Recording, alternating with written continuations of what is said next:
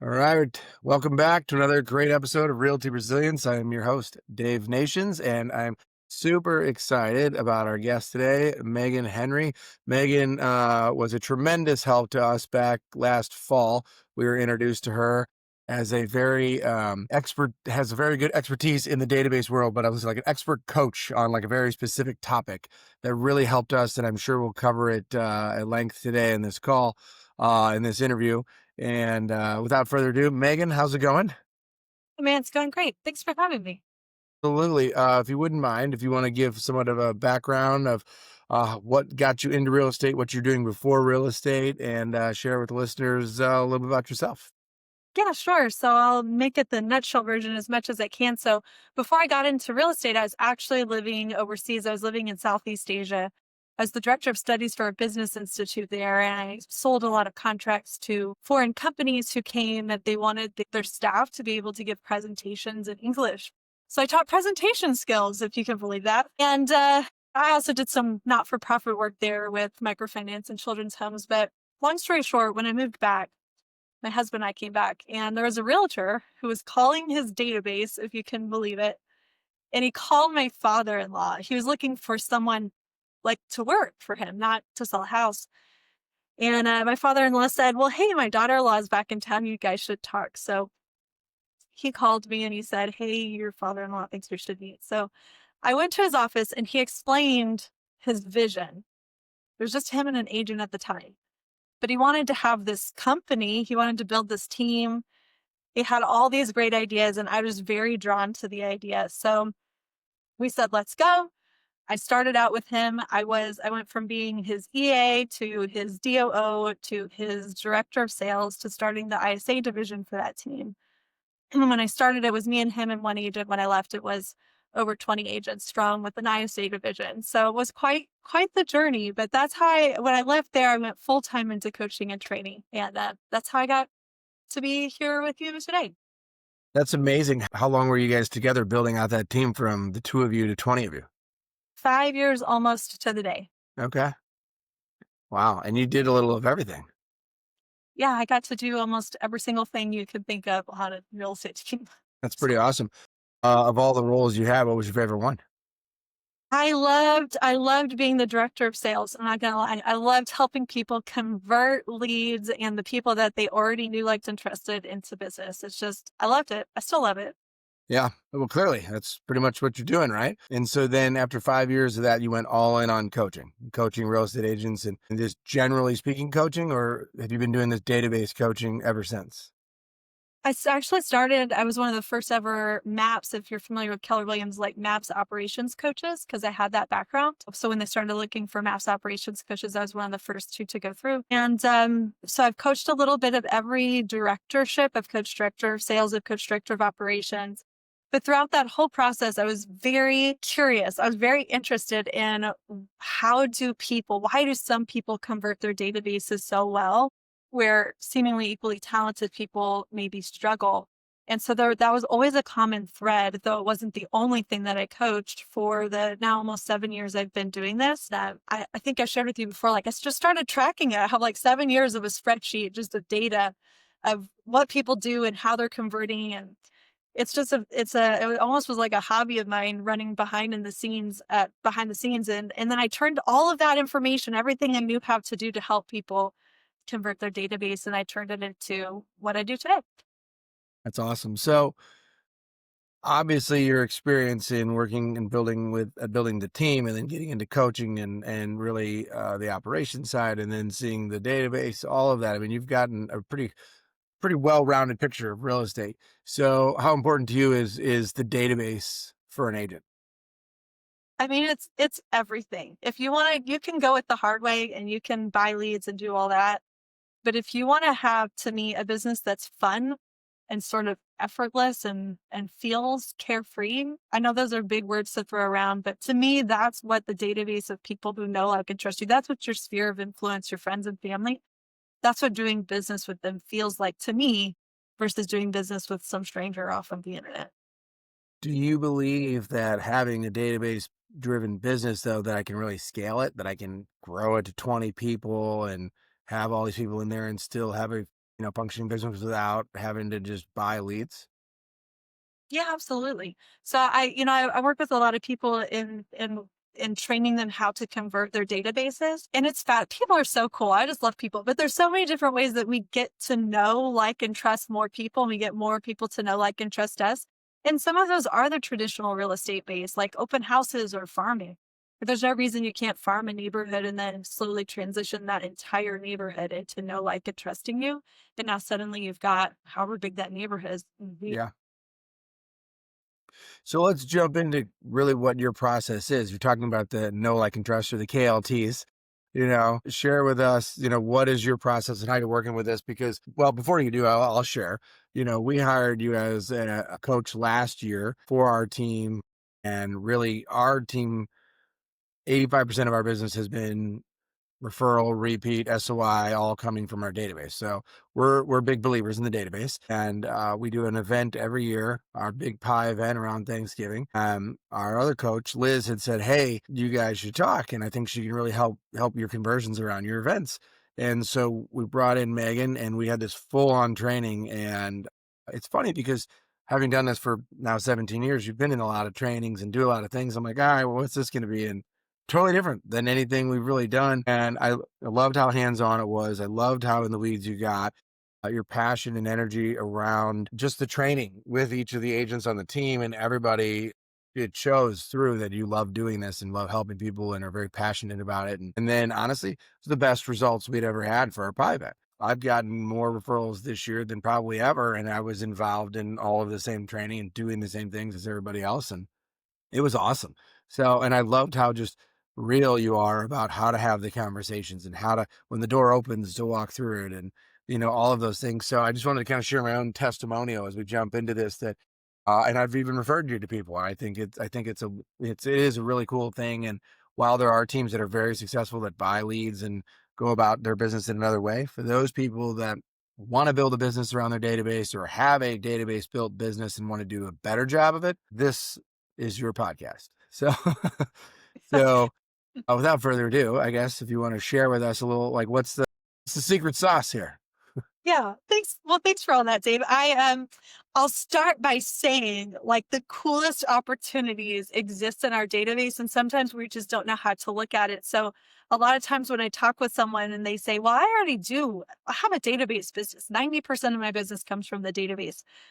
Like, congratulations, that's amazing. But here's the question most of us aren't asking: how many could you be doing from the database? Right. So if you have a database and let's say 1,000 people know, like, and trust you, and you closed 30 transactions last year and 28 of them came from the database, like, well, that's most of your business. But if you knew 1,000 people and you converted those people at 10% or better, which the data tells us, all my 7 years of spreadsheets tells us a skilled person can do, well, then you would have had 100 transactions. So we still missed about 70. Like, that's a pretty big chunk of A change. lot of opportunity. No need to buy more leads or do more open houses or really do anything 100, besides work the database, right?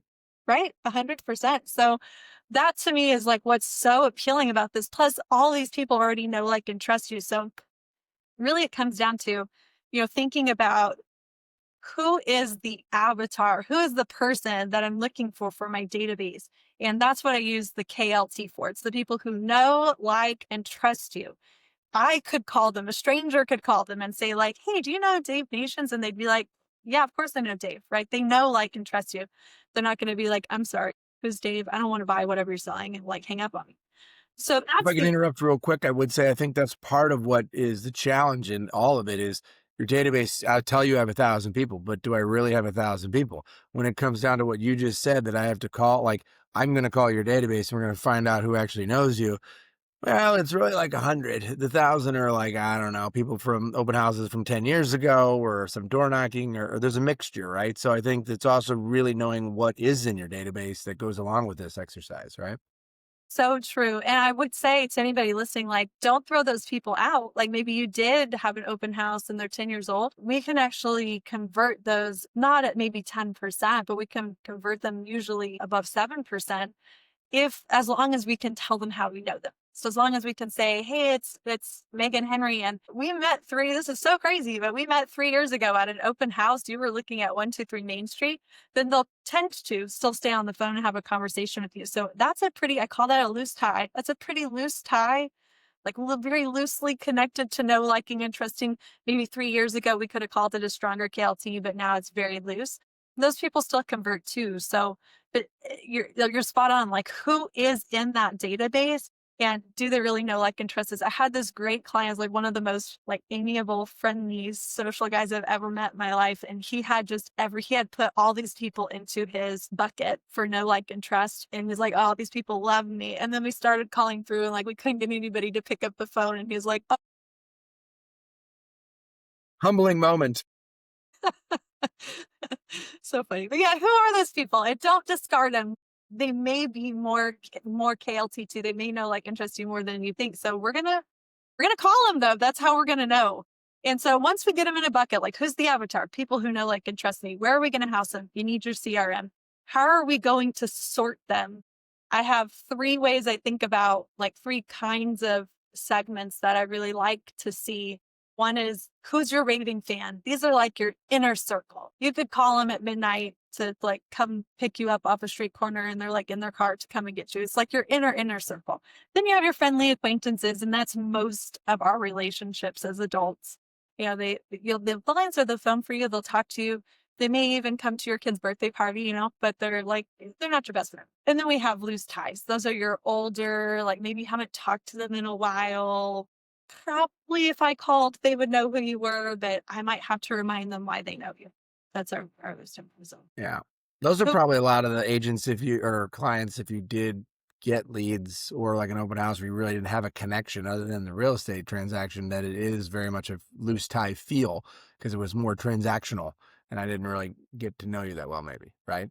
Such a great point. Yeah. Maybe they never even bought. So maybe they were a buyer and we took them, we saw 20 houses and they changed their mind. That you probably still are KLT to you, unless you screamed it and yelled it and told them they were no good for making you show them 20 houses. Like, they probably still know, like, and trust you. It's just, we only have a transactional relationship. So it's probably a loose time.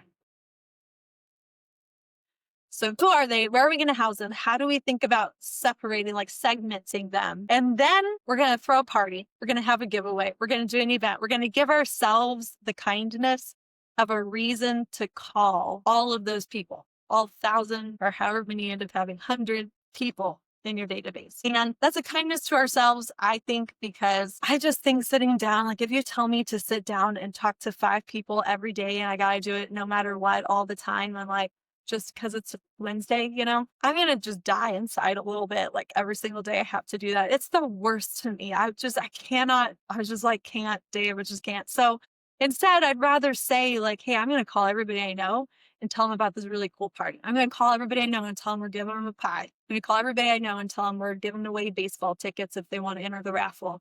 Call everybody I know and invite them to Fall Fest. So much more fun for me. So I'm going to make it through 1,000 people versus just, it's Wednesday. So any event, any giveaway, whatever it is, it's trading something that's really not real estate related that I can then call you and be like, hey, we're giving away a brand new iPhone. Hey, we're doing an event that's a spring, cleaning or a fall festival or whatever, right?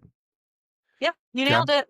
You nailed it. It's a fun reason for the call. And then, as you well know, we're just going to call everybody. So once we've got all that sorted out, who is it? How do I think about them? Where are they? What's the event I'm going to throw or the giveaway I'm going to do?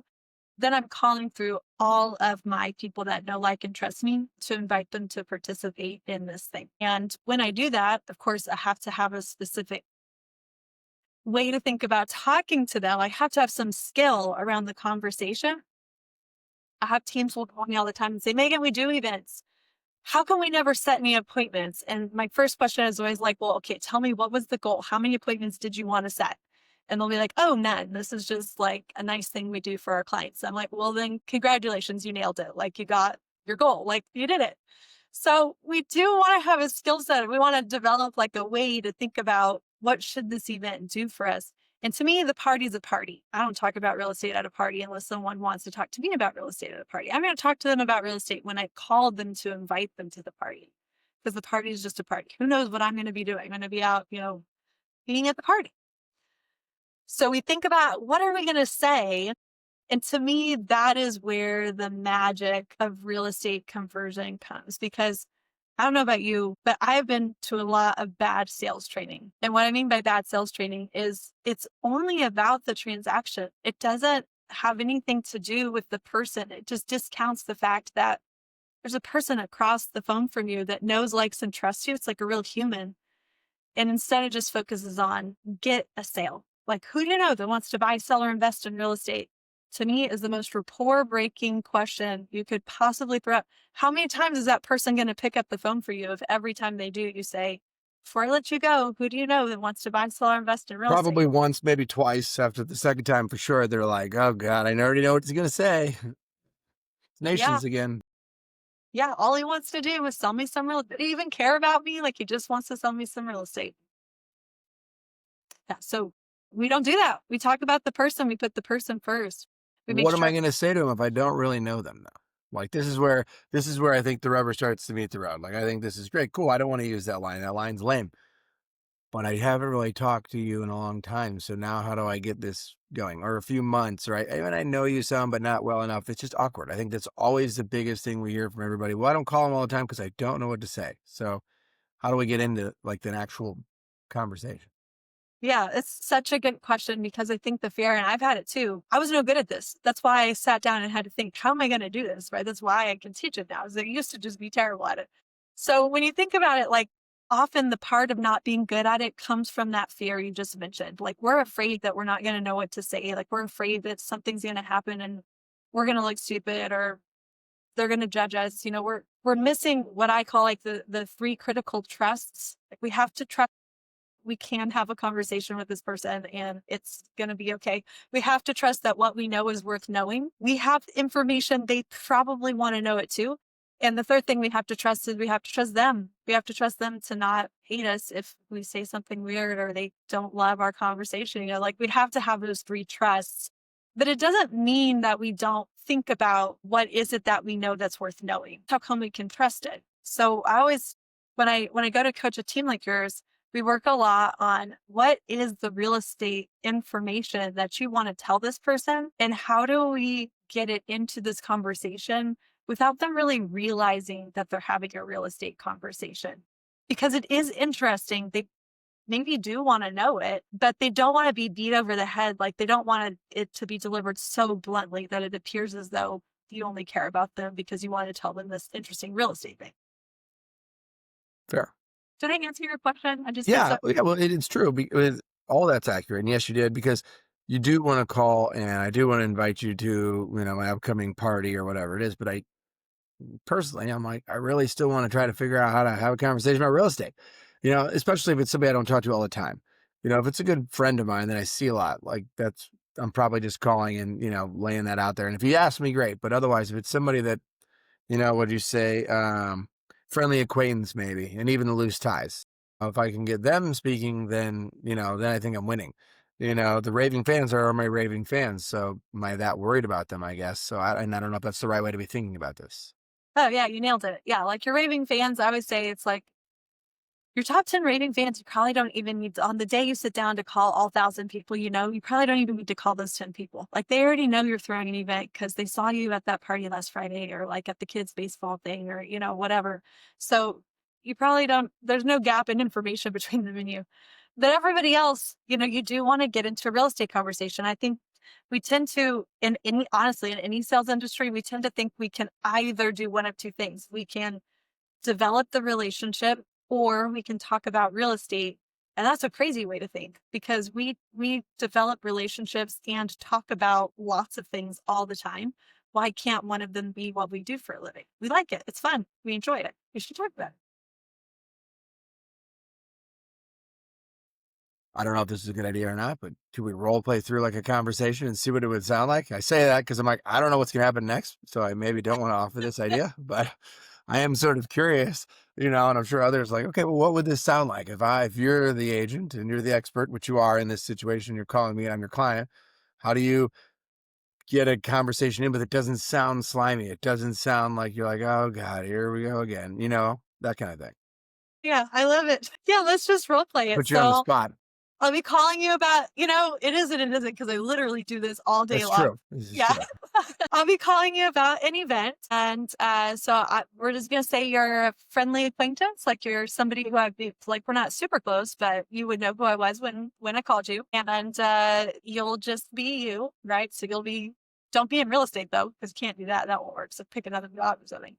And we'll see how it goes. Okay. I'm a teacher getting ready to start school. How's that sound?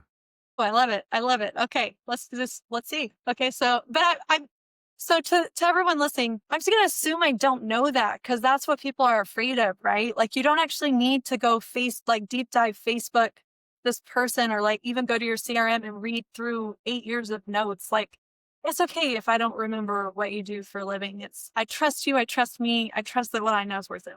Cool. All right. Maybe I'll throw you for a loop then. Okay. Let's go. Ring ring ring. Hello.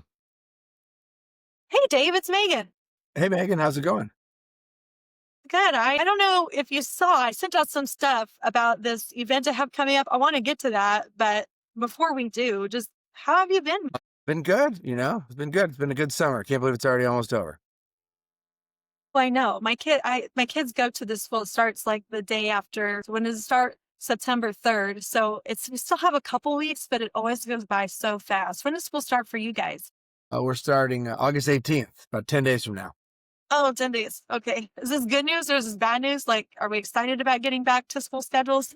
Oh, well, I think, as the parent, it's good to get everyone back on schedule, and get some routines again and, normal bedtime and all those things. So yeah, I think we're excited. I mean, summer was fun. I love, getting to spend more time with the kids, but this is got to get back to it.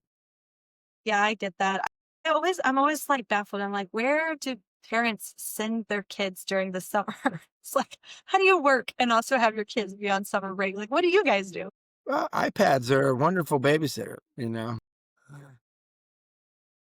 I love it. Yeah, I'm lucky because, uh, I have in-laws in town and my parents are in town. So I feel like the grandparents just like juggle the kids all summer long while I'm working. We do a lot of camps too. My son was in hockey camp and four other camps as well throughout the summer. And then like during the day, he's gone. And the same with my daughter. Yeah.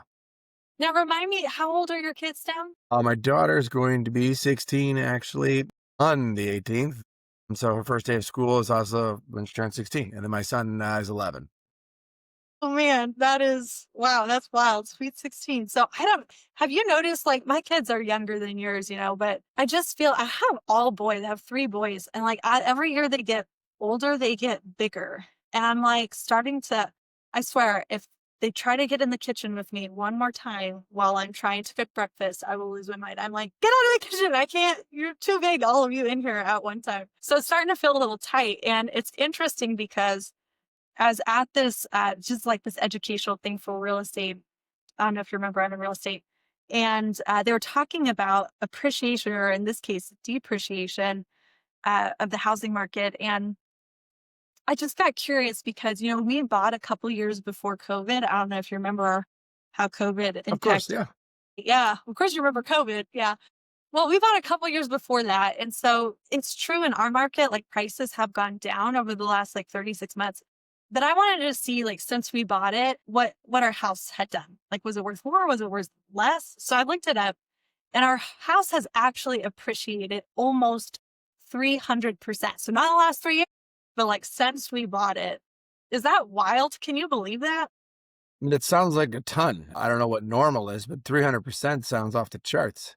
It's wild. I mean, we did get a great deal when we bought it. Like we just like the timing, everything worked out great. But yeah, it's an insane amount of money. So my husband and I actually sat down and we were like, oh my gosh, should we sell this place and pull that money out of our home? And maybe we get like the bigger kitchen and, I'm not like jostling three boys in there as I'm trying to cook breakfast. And I don't know. We still haven't really decided. We may or we may not do that. But I do love where we live because it's so close to the grandparents. So we'd have to stay nearby. But what about you guys? Have you looked at what the value of your house has done since you bought it? Oh, I mean, every once in a while, I don't know that it's gone 300%. I'm not really sure. I can't, that sounds crazy. I hope so. Man, if it did, maybe we'd sell. I haven't really thought about it, to be honest.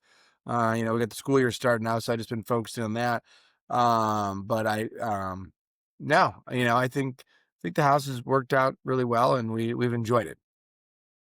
Yeah, I love that. I mean, I love my house too. It's like what it also makes that decision so hard that as they get bigger, I also think have more space would be nice. If your house had appreciated that much, is there anything like, would it be worth moving? Or you're like, no, we just love this place so much? I'd have to talk to my wife. I think we'd consider it. I don't know that I would right now. I mean, again, going into the school year, I don't know if you remember, but I'm also a teacher, and so getting ready for school and then moving and maybe changing school districts might be a lot. So if we were doing anything, probably not till next year at this point. College teaching. And I'll stop the role play here because now I'm just going to pre-qualify a little if I can. Or teacher Dave doesn't take me that route. I'm just going to stay with Dave's a teacher. Tell me more about that. So you're in the driver's seat a little bit as I exit out of that real estate conversation. If you want to take the bait, you will, and if you don't, you won't. And I'm happy either way. Okay. Well, you do a really good job of just making me feel comfortable, like in just the questions and just talking and just sharing your own stories. And there wasn't like awkward pauses or, it just sort of flowed, even though I don't really know you, right? And we're not really, well, I do, but I don't talk that much kind of thing. Um, so that was really good. And I feel like that just kind of rolled into this, and all of it to me felt very natural, I guess is what I'm trying to say. So. Yeah, that's what I teach. Honestly, that's what I teach people how to do. I had a client who last week said, because it was a brand new client, so I'd sent them some recordings of how this all works, and he was like, I kept listening for like the pitch, like the sales pitch, and I never heard it, and I listened again, and I turned off the recording. I got frustrated. I walked away, and he said, like hours later, I realized that was the point. Like you never hear this moment where I make this big real estate sales pitch because it's just this organic conversation.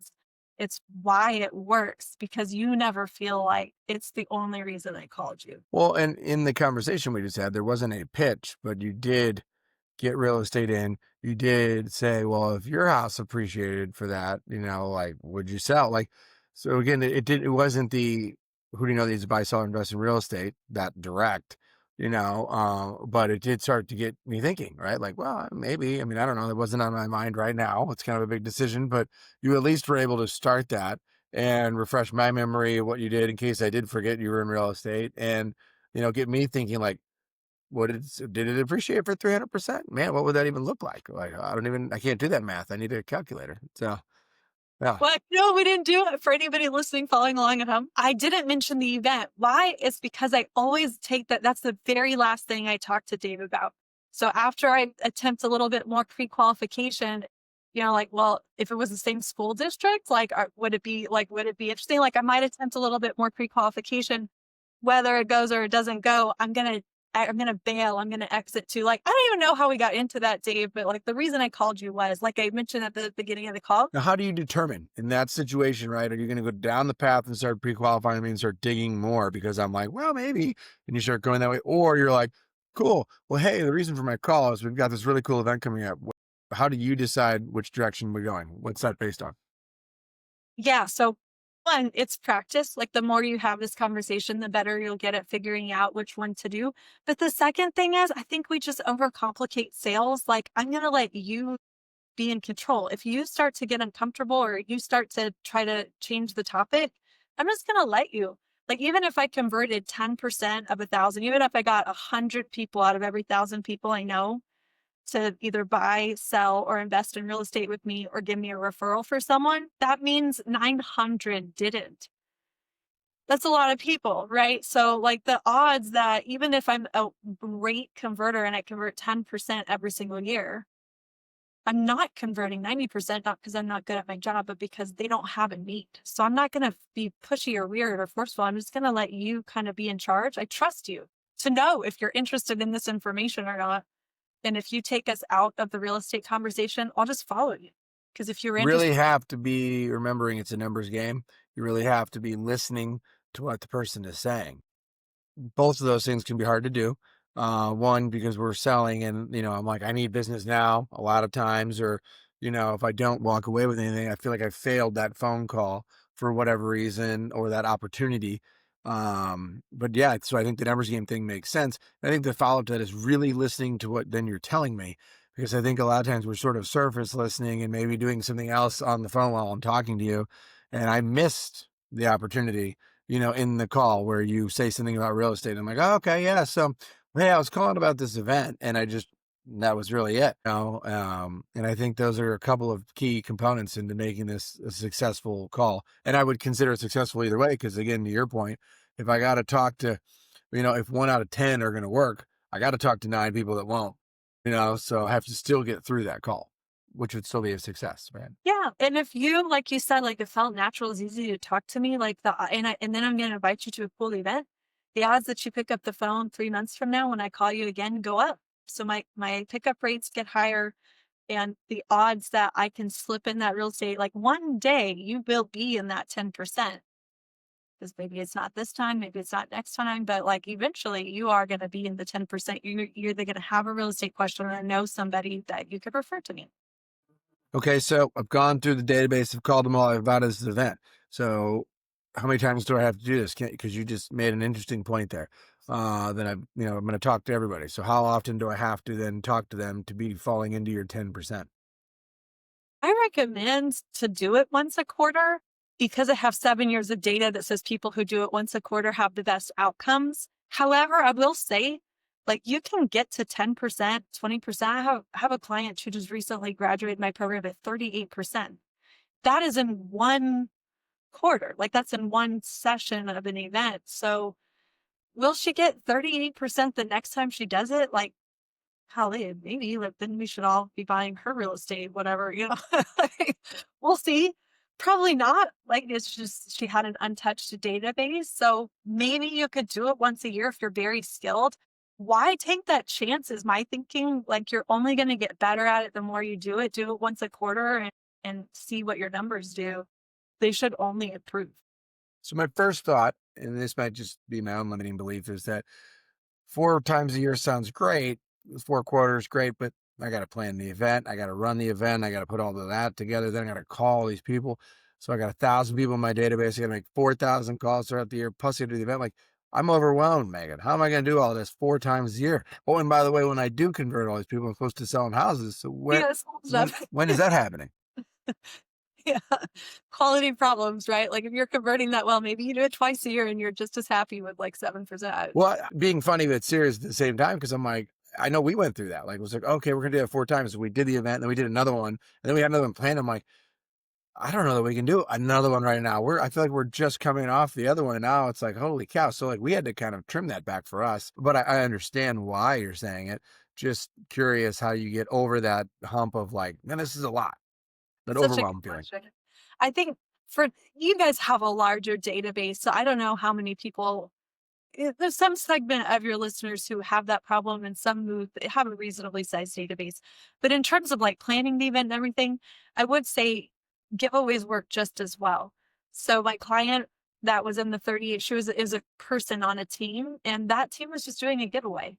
So there's no planning. It was a $700 credit to either an airline or a cruise or a hotel of your choice. And they called everybody Monday through Friday. At the end of the day, Friday, they drew a name out of the hat.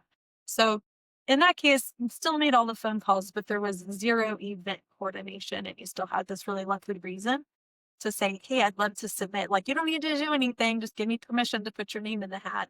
I just give something away, and that's it. It's all built around that. It doesn't have to be something where you show up and all that kind of stuff. Okay, that was actually one of my questions: was how important does the event really need to be, or how cool does it need to be, or how do I determine what the event should look like? I think sometimes some people can tend to overthink that too. I couldn't agree with you more. So in all my years doing this, like, there's only one thing that matters about the event or the giveaway, and that's is your team on board with it? So if it's just you, pick something you are excited to call everybody about. If you have a team, figure out what you can do that at least the majority of them are going to be excited to call about. If everyone thinks it's dumb, you have less of a shot at getting them like enthusiastic about calling 1,000 people than if they think it's a really cool thing that you're giving away. Other than that, it doesn't, like, what you do. Is it a giveaway? How much does it cost? None of that matters. What just matters is how excited can you be to call this person about that thing.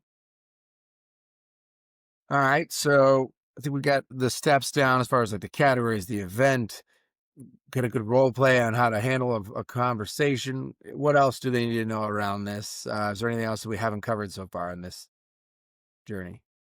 I mean, there's still like I teach all of this over 12 weeks. I would say like just give Yeah, it so a we can't do it in a 35, 40-minute call, a podcast. Totally get it. I just wanted people to get a good idea of what this is so then they can call you and say, hey, teach me all your ways. Just wanted to make sure we hit each of the, end of the, the headlines of this, kind of thing. honestly, the thing left to do is to just do it. Like just try it. Just give it a shot. If you've never done it before, you'll be shocked at what results you can get. You'll muddle your way through some of it, and that's fine. People want to talk to people. So, if you call and you're like, oh shoot, what was I gonna say? Like no one cares. They're just, you just like play it off. I had a thing I was supposed to tell you about. I can't find my notes. Just say it out loud. If you're ever afraid there's something awkward about the exchange, just name it and instantly it kind of goes away. So yeah, just try this on. Put this on like a hat and see if it fits. See if it fits into your business, see how it goes, keep track of your results. And if you have questions, I don't know, call me. Perfect. Well, on that note, this has been awesome. If people want to find out more about this and talk to you more and hire you to be their coach and really dive into this, how do they find you? How do they get a hold of you? Well, you can always email me, but email is like, I don't know, it's like the worst, isn't it? So if you wanted to just book directly to talk to me about it, you can go to letschatdatabase.com. That just puts you straight into my calendar link. But you can also email me if you feel like that's the best way for you to reach me. Meagan, Meagan, Henry, Henry at Gmail. And I promise I will get back to every single person who sends me a message. Sometimes it gets lost in the email. You get lots of them these days. I know. So I always like to end with one question, same question that I usually ask everybody. What's the funniest, strangest, oddest, what's a good story that's happened to you since you've been in the real estate industry that you could share with the listeners? Oh man, like which one to pull from? I remember one time there was it was a vacant house, but a skunk got into like above your what's it called? It's like your chimney flue, like above Sure. your yeah.